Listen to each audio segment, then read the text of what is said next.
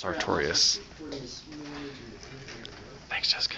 And so if we think about that, we flex, externally rotate, and abduct. So this muscle is running from here across this way. So I hope you can see how it could flex you, externally rotate you, and abduct you. Right? So when you get them here, relax if you can. My action is going to be to try to reverse that. So I'm going to want to push into abduction to undo the abduction piece. I'm going to want to push into flexion to do the into extension to undo the flexion piece. And then I'm going to also try to straighten the knee a little bit. The other thing that's going to go on is if I vector that a little bit, I will get a little bit of derotation. But you don't want to do a big ton of that because we've got to be careful of mixing up. So now she's here. Relax. Relax. Push. This one's a tough one to place. All right, ready, set, hold that. Only push it out. There you go. There you go. Yes, sir. And take it down. Okay. If you find that if you bring it in here too much, you'll get a lot of substitution with the other hip flexors, and it'll feel really, really strong.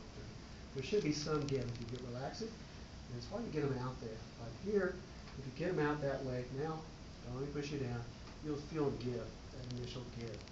That's really strong at the beginning. You may not have that powerful enough. So that is the way Kendall does it. If you set up, again, it's basically the same thing, but this is the version of D and W. So scoot out just a smidge. That's good right there. So can you just slide your shin up like that for me? Like this. Drag it along the heel right like that. That's going to put her roughly in the same position, right? So now in this position, you can hold on to the table. I can drive it and pull it down this way, right? Okay? So it's down in this way. And she goes up and out, down again. Okay? That would be the D and W version sitting up. Kendall does it laying down. That would get me, again, if she was able to drag that heel up and get into that position, I probably could say, okay, she's starting in a 3. Then I would just sort out 4 and 5.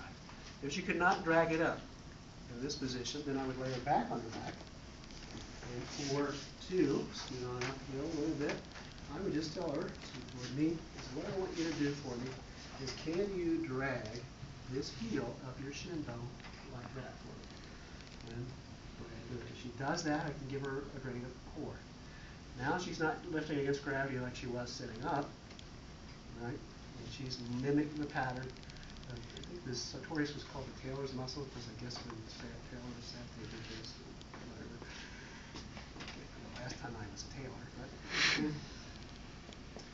then it would just be a question of if she can't do that, we've got to palpate as she attempts to do that. Okay? So I would put her here and say, I want you to try to pull that leg up there for me. And I would just come in here by the ASIS and I could probably pick it up there. So I feel that come on. It is an insertion. The other place you could pick it up maybe is, remember the path is from here to here. I might be able to pick it up at that intersection there. So slide up and feel it come on. Okay? So those are the 2 palpation points that I could probably use for that particular test. So the Sartorius is one to add to the list. So again, it's not one I do often. Part of it's because there's so many ways of pushing and pulling here. 2, it's just not that clinically involved. But every once in a while, someone has a sore, has this or minus area where it's coming in with the other muscle groups and tightening in there, and there is a person that sits there. There's some guy the other day in a clinic going, you know, I'm sometimes sore here. He's one of these people that patients you get that like, oh, by the way, I've got this head. Oh, by the way, what do you think of this? You know, you kind of can't get him correct. We're sticking with the program. So I said, well, you know, this is the way, how that muscle is used, and you can work on that if you feel that's weak. Just sit there and do that. So, but otherwise, I rarely do that muscle work. But it is one that if hip flexion was weak, you say, well, it's a player, maybe a weak player, but it's there. All right. So while we got you here, this is an advanced group, let's do hip abduction. So roll on your side for this one. And scrunch back for the knee because it's going to be weak. All right. So now I want the head all lined up. No cheating, no twisting through the trunk. So on this one, I'm going to take your leg straight into abduction, or actually if I was D&W, I'd say, can you lift your leg to there? And now I've got a 3. Hold it there now. And the world's strongest man, so let me push it down. Ready, set, hold, and I push down. Wow, I am strong. Right. So that would be D&W's version of the truth. Okay? It's pure sideline, pure push straight down.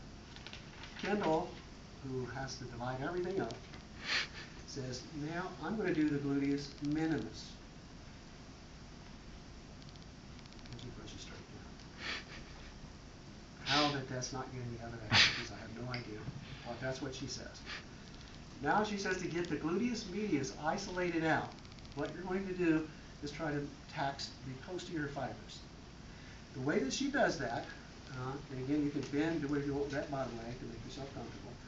I'm going to have you pull just a little bit forward, and bring your hip back into a little bit of extension, and then the coup de grace here is I turn you to external rotation. So now you're right there. Got that? Hold that. Kind of collapse a little bit. Just hold that right there. Do not let me push that down. Okay, ready? Hold. So she's actually having trouble holding it a little bit, right? So, but that's the the famous Trembellenberg muscle. So if you want to find out back muscles doing, it's weak in a lot of your back patients. It's weak in almost every hip patient, and it may also be weak in a lot of your knee patients.